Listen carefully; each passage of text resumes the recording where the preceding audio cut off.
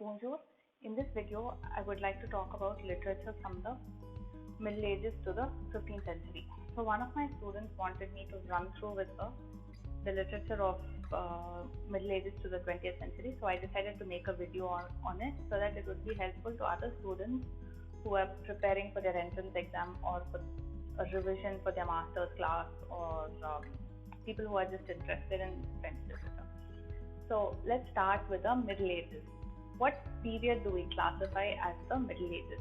So Middle Ages is the period between 476 and 1492.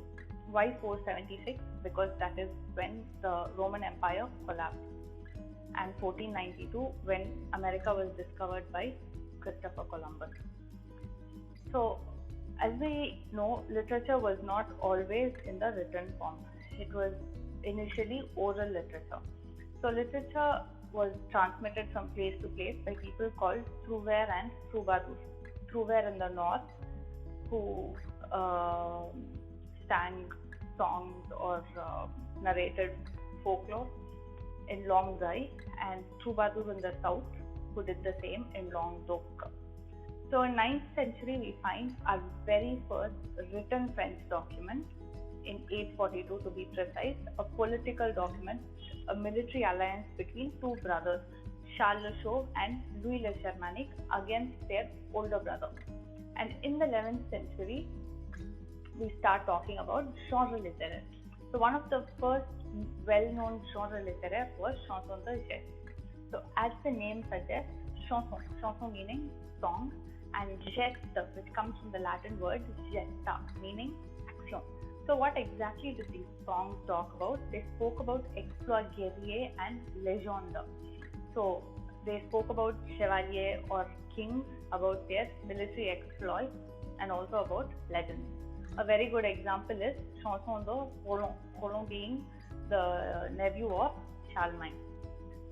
And then later on in the 11th century, we have something called littérature courtoise, which is very interesting, which took for theme love. It spoke about courtly love. So what exactly was this love? It was an almost platonic love between a dame and a chevalier. A dame from the upper class and a chevalier. What kind of love was this? So it's a kind of love where the chevalier would be put to test again and again by the dame, and he had to prove his worth, prove his chivalrous qualities to the lady and get approval from her. So a very good example of amour courtois is Le Poumon de la Rose. In the 12th century, we have littérature satirique, where animals were employed in the stories, taking up the roles of human beings, and they would speak about morals and vices, mostly of the bourgeois and the paysan. A good example for this type of literature is Poumon de Renard.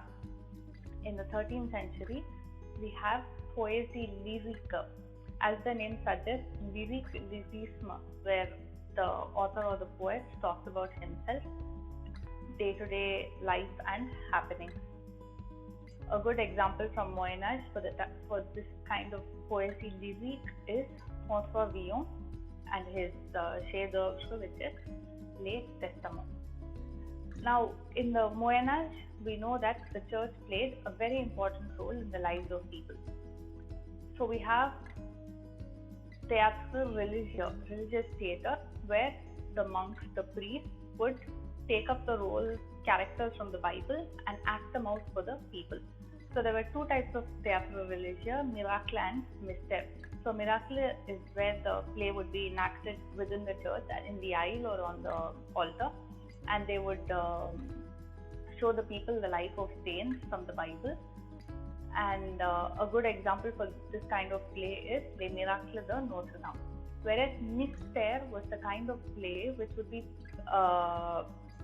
acted out in the street in a village during the time of Christmas or Easter or some big festival, and not acted by 10 or 15 people, but by hundreds or 200s of actors. So almost the entire village would take part in the play.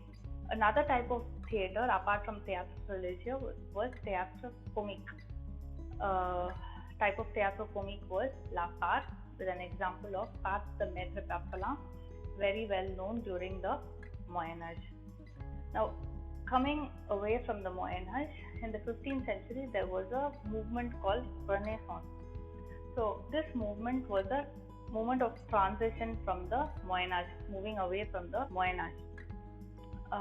This transition was mainly due to the invention of the printing press by Gutenberg. In 1450, the first Bible was printed. So once the printing press was invented, it brought about a transformation in the literary scene. So the Bible was no longer a privilege only for the upper class and for the monks, because before this invention, the Bible had to be manually written over and over again to make copies by the monks, whereas now it could be printed and common man had access to the Bible. So man who was once dependent on the church to be taught between right and wrong, who in a way was controlled by the church, could now think for himself because he had the Bible in his hands.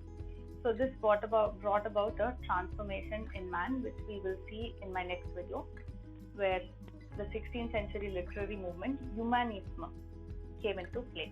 So what exactly happened during the Renaissance? So the king during that time, François Ier, he went to visit Italy, and for a military purpose, and he saw how Italy was flourishing with art, architecture, sculpture, and literature. So he invited Italian artists to France to bring about the same kind of change in France, and therefore we have the Mona Lisa in France today. So yeah, so and also during the Renaissance, man had a soif de vivre. He wanted to live, he wanted to learn. There was a thirst for knowledge. So François Ier started the first Collège de France, an educational institution. And this is why we say that Renaissance caused a rupture, a break from the Middle Ages, and a period of transition between the Moyen Age and the 16th century, which we will talk about in my next video.